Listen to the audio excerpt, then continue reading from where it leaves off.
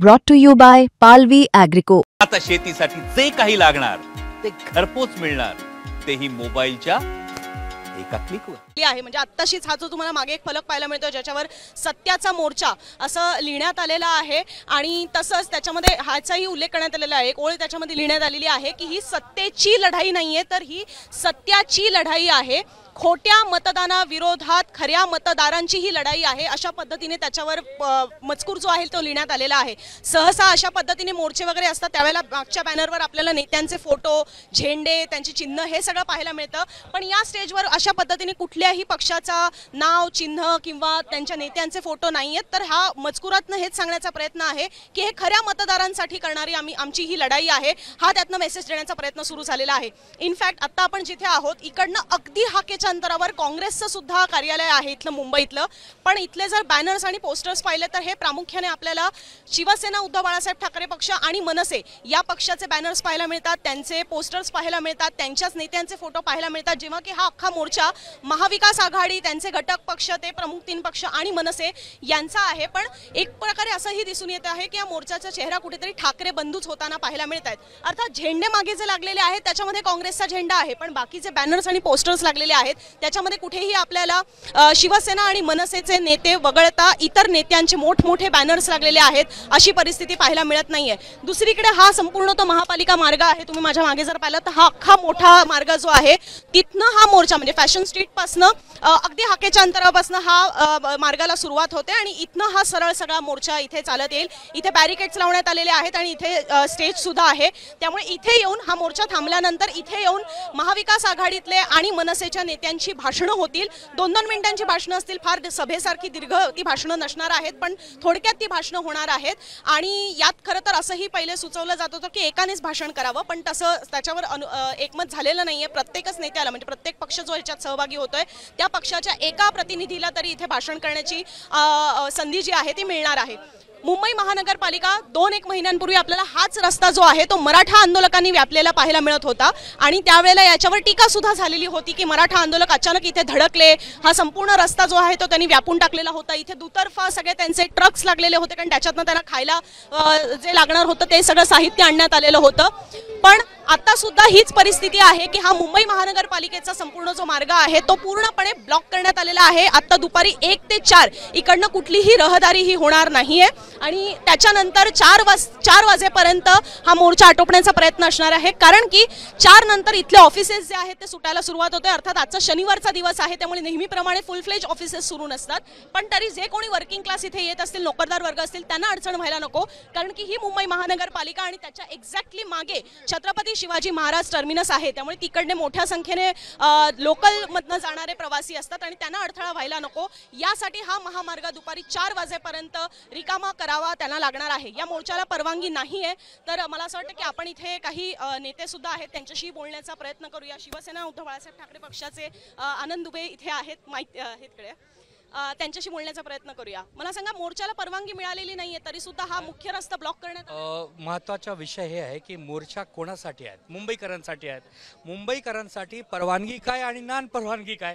ह्याच मुंबईमधून 1942ला भारत छोडो असंच एक नारा दिलेला गेला होता. आज 1 नोव्हेंबर 2025ला हेच मुंबईला एक नारा आम्ही देतो आहे की ओट चोर गद्दी छोड.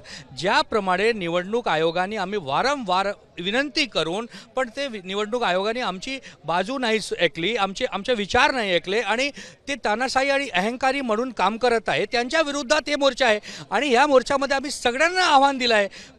म्हणजे जे सरकारमध्ये बसलेले आहेत, जर त्यांचा थोडीशी लाज शरम आहे त्यांच्याकडे, ते पण आले पाहिजे. बिकॉज हे लोकशाही वाचवण्याची जिम्मेदारी पक्ष आणि विपक्ष दोघांची आहे. आणि ह्या लोकशाहीमध्ये जर हे निवडणूकची प्रक्रियामध्ये गोंधळ आहे, भ्रष्टाचार आहे, अनियमितता आहे, तर हे लोकांच्या मोठा प्रश्न आहे की ह्या निवडणूक कशासाठी, कोणासाठी? इथे आम्हाला तेवढे सामान्य लोक येताना पाहायला मिळतील का? सहसा अशा पक्षांच्या मोर्चांमध्ये पक्षांचेच कार्यकर्ते येताना? एकदम तुमच्या म्हणणं एकदम खरं आहे की ह्या मोर्चामध्ये सामान्य माणूस येणार की नाही? तो हो, सामान्य माणूस येणार आणि हे मोर्चा सुरू होणार आहे फॅशन स्ट्रीटवरून. इथे समापन होणार आहेत. इथे स्टेज आहे, इथे मंच आणि भाषण आमचे नेते देतील. बाकी तुम्ही फॅशन स्ट्रीटला बघून घ्या. लोक येत आहे आणि पूर्ण महाराष्ट्राचे लोक येत आहे. नाशिकवरून लोक येत आहे, पुणेचे लोक लोक आहेत. मुंबई, नवी मुंबई, पालघर, ठाणे, सगळे ठिकाणीचे पब्लिक इथे येत आहे आणि मुंबईकरांच्या आणि MMR रिजनचे लोकांच्या एकच मत आहे की हे जे वोटमध्ये गडबडी आहे, जे निवडणूक आयोगाने वारंवार आमची बाजू नाही ऐकली, यासाठी हे आक्रोश मोर्चा आहे आणि हे लोकांचा मोर्चा आहे. आणि आम्हाला खात्री आहे की वरुण देव पण आम्हाला सन्मान देईल आणि वरुण देव आम्हाला आशीर्वाद देतील आणि एक चांगला मोर्चा इथे होणार आहे, एक प्रचंड मोर्चा इथे होणार आहे. वरुण देव तुम्हाला आशीर्वाद देईल हे आपल्याला कळेल, त्याच्यानंतर मतदार किती तुमच्या पाठीशी राहतात हे सुद्धा कळेल. पण तुमचाच सहकारी पक्ष काँग्रेस हा तुमच्या पाठीशी कितपत आहे असं वाटतं? कारण माझं म्हणणं असं की इथेच बरोबर काँग्रेसचं कार्यालय आहे बरोबर, आणि इथे सगळे मी जे बॅनर पोस्टर पाहते याच्यामध्ये कुठेही मला काँग्रेसचे नेते पाहायला मिळत नाहीये, त्यांचे पोस्टर्स बॅनर्स पाहायला मिळत नाहीये. हे मोर्चा ठाकरे ब्रँडचे आहेत, तर ठाकरे ब्रँडचे मोर्चेमध्ये काँग्रेस पण सहभागी आहे. पण काँग्रेसचे जे पक्षाचे अध्यक्ष आहेत ते महाराष्ट्रात दौऱ्यावर आहेत, ते त्यासाठी येऊ शकले नाही. पण आदरणीय बाळासाहेब थोरातजी, आदरणीय विजय वडेट्टीवार साहेब, नसीम खान, हे सगळे मोठे मोठे नेते येत आहे आणि काँग्रेस आमच्या सोबत आहे.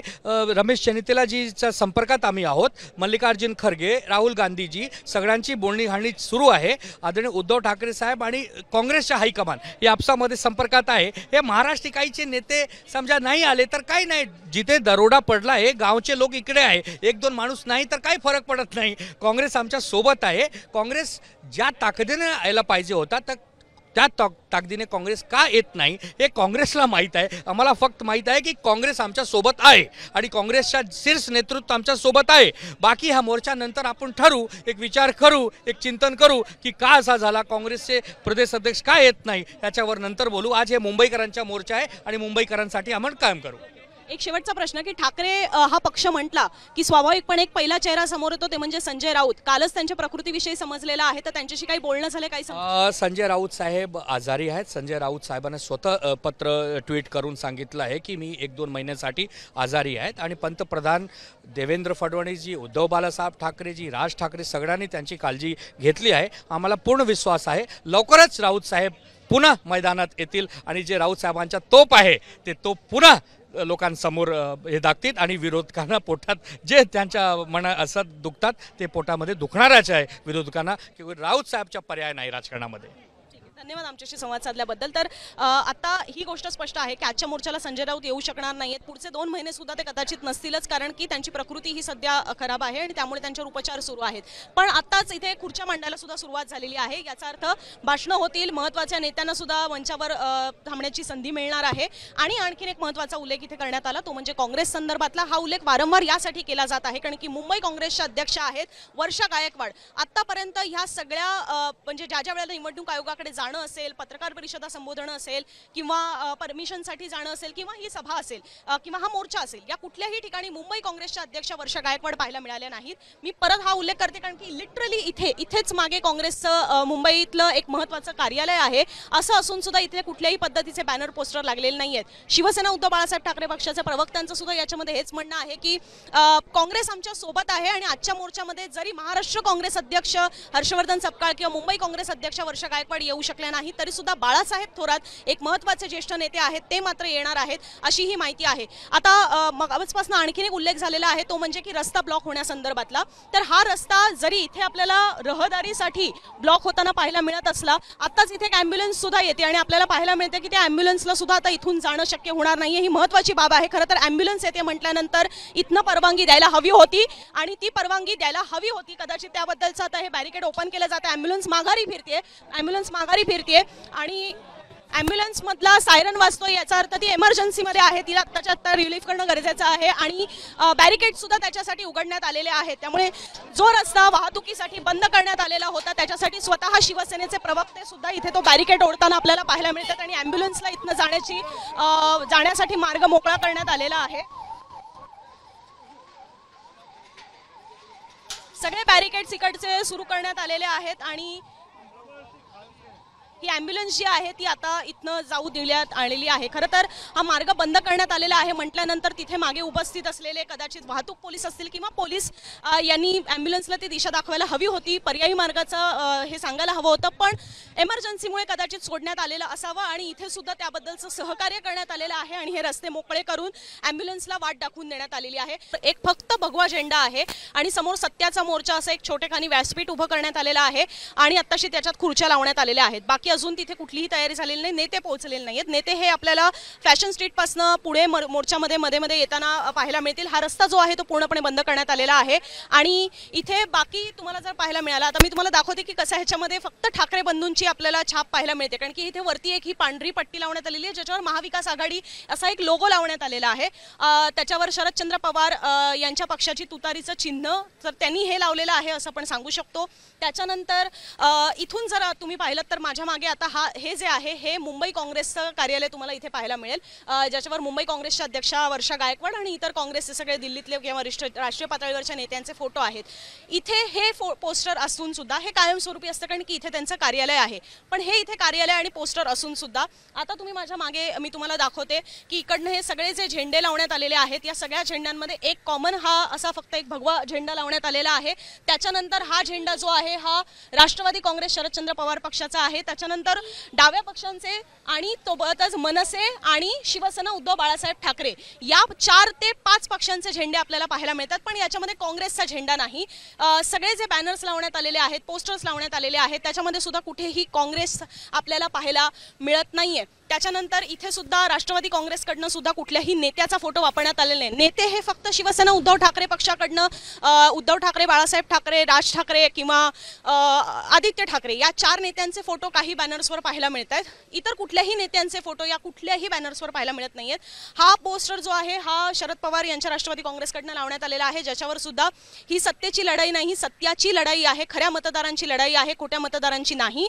सर्व खऱ्या मतदारांनी सामील व्हा असं त्याच्यामध्ये आवाहन करण्यात आलेलं आहे. आणि ते राखी जाधव ज्या त्यांच्या मुंबई अध्यक्ष आहेत शरद पवार यांच्या राष्ट्रवादी काँग्रेसच्या, त्यांच्याकडनं हे आवाहन करण्यात आलेलं आहे. पण इथे कुठेही काँग्रेस आपल्याला पाहायला मिळत नाहीये. काँग्रेसचे मुंबईतले अध्यक्ष वर्षा गायकवाड या मोर्चाला येणार नाहीत, हर्षवर्धन सपकाळ या मोर्चाला येणार नाहीत आणि फक्त बाळासाहेब थोरात जे आहेत ते या मोर्चाला येताना पाहायला मिळणार आहेत. दुसरा इथे जर आपण पाहिलं तर हे मुख्य न्याय दंडाधिकारी कार्यालय आहे जे सुरू आहे, त्यामुळे तिकडचा जो रस्ता आहे तो सुरू ठेवण्यात आलेला आहे. हा रस्ता जो आहे तो फक्त व्हेइक्युलर मूवमेंट म्हणजे जे वाहनांची रहदारी जी आहे त्याच्यासाठी बंद करण्यात आलेला आहे. पण मग अशी ॲम्ब्युलन्स आलेली होती त्याच्यासाठी इमर्जन्सीसाठी हा रस्ता सुरू केला जात आहे.